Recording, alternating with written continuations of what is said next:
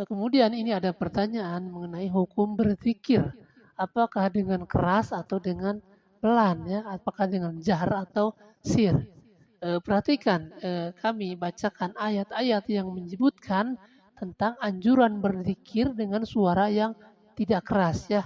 Pertama antum lihat di dalam surah Al-A'raf ayat 205. Di sini disebutkan wadhkur rabbaka fi nafsika tadarru'an wa khifatan wa dunal jahri minal qaul bil ghuduwi wal asal. Dan berzikirlah menyebut nama Tuhanmu dalam dirimu sambil merendahkan diri, rasa takut, dan tidak dengan mengeraskan suara. Baik di waktu pagi dan di sore hari ya. Nah, ketika kita bacakan ayat-ayat Al-Quran, mereka akan membantah lagi. Jika membacakan Al-Quran, maka kita harus mengetahui tafsirnya seperti apa. Maka kami akan sebutkan ini beberapa tafsir ya. Yang pertama kita ambil dari tafsir Al-Jamal ya. Di sini disebutkan ismi' nafsaka wa huwa amun fil adhkari min qiraatil qur'ani wad du'ai wat tasbihi wat tahlili wa ghairi dzalika li'anna al-ikhfa'a adkhalu fil ikhlasi wa aqrabu ila husni tafakkur.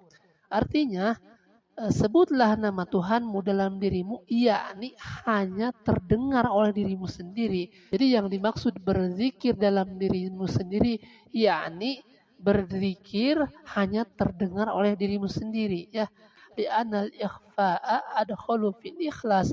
Sebab mengendorkan suara artinya suaranya pelan itu lebih mendekati ikhlas dan mendekati kebaikan kepada berzikir ya. Nah, itu di dalam satu tafsir, tafsir Al-Jamal. Kemudian di dalam tafsir yang lain, yakni di dalam tafsir Ibnu Katsir.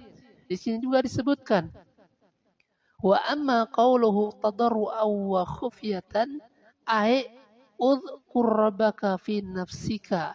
Adapun arti tadarru wa khufyah yakni berzikir dalam dirimu sendiri. Jadi Al-Imam Ibnu Katsir menafsirkan ayat surah Al-A'raf tadi ayat 205, yakni berzikirlah dalam dirimu sendiri. Nah, kata beliau yang dimaksud dengan tadarru wa khufyah, berzikir dalam dirimu sendiri, yakni zikirlah kepada Tuhanmu dalam dirimu sambil merasa rindu dan takut dengan ucapan yang tidak keras. Jadi beliau menyebutkan dengan ucapan yang tidak keras ya. Di sini disebutkan uzkur rabbaka fi nafsika raghbatan wa ruhabatan wa bil qawli la jahran. Jadi tidak mengeraskan suara kata beliau.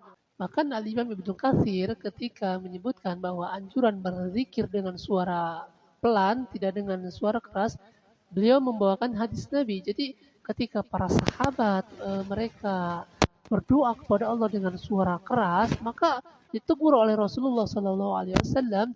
Kata Rasul, Ya ayuhan nas, irba'u ala anfusikum fa innakum la tad'una asamma wala ghaiban. Wahai orang-orang, kata Rasul, tahanlah dirimu atau tahanlah suaramu, karena sesungguhnya kamu itu tidak sedang berdoa kepada zat yang tuli dan tidak sedang berdoa kepada zat yang gaib ya. Jadi ketika para sahabat berdoa dengan suara keras, maka Rasul tegur langsung. Kata Rasul, wahai para sahabat, kalian itu tidak sedang berdoa kepada zat yang tuli, kata Rasul ya. Kemudian juga di dalam kitab I'anatul Talibin disebutkan wa yusannu dzikrun wa du'aun sirran aqibah ayat salati, dan disunatkan berzikir selepas sholat itu dengan suara aksir, dengan suara yang pelan, tidak keras ya.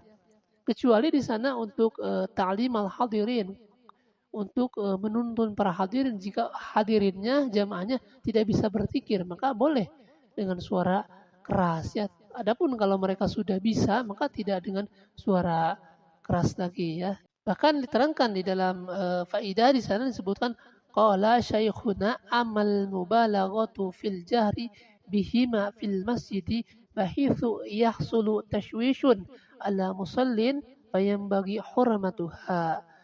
Adapun suara yang berlebihan kerasnya ketika berzikir atau berdoa di dalam masjid sehingga dapat mengganggu orang yang sholat, maka cara seperti itu hukumnya haram. Ini bukan kami yang menyebutkan, ini para para ulama yang menyebutkan ya di dalam kitab I'anatul Talibin ya. Nah, oleh sebab itu ketika kita melihat penjelasan para ulama tentang anjuran berzikir, maka banyak sekali di dalam tafsir ini disebutkan bahwa zikir itu yang afdol, yang disunahkan itu dengan suara yang lembut, tidak dengan teriak-teriak. Makanya aneh sekali ketika kita lihat ada sebagian orang berzikir itu sambil teriak-teriak, menjerit-jerit sambil loncat-loncat. Itu rujukannya apa yang mereka lakukan berzikir seperti itu ya? Itu mereka berzikir itu mengikuti siapa? Sudah jelas para ulama menyebutkan di dalam kitab-kitabnya berzikir itu dengan merendahkan diri, dengan lembut. Nah, oleh sebab itu ketika kita berzikir, kita harus mengikuti dalil. Bagaimana yang Allah perintahkan ketika berzikir, bagaimana Rasulullah memerintahkan ketika berzikir. Jadi kita beribadah itu mengikuti dalil ya.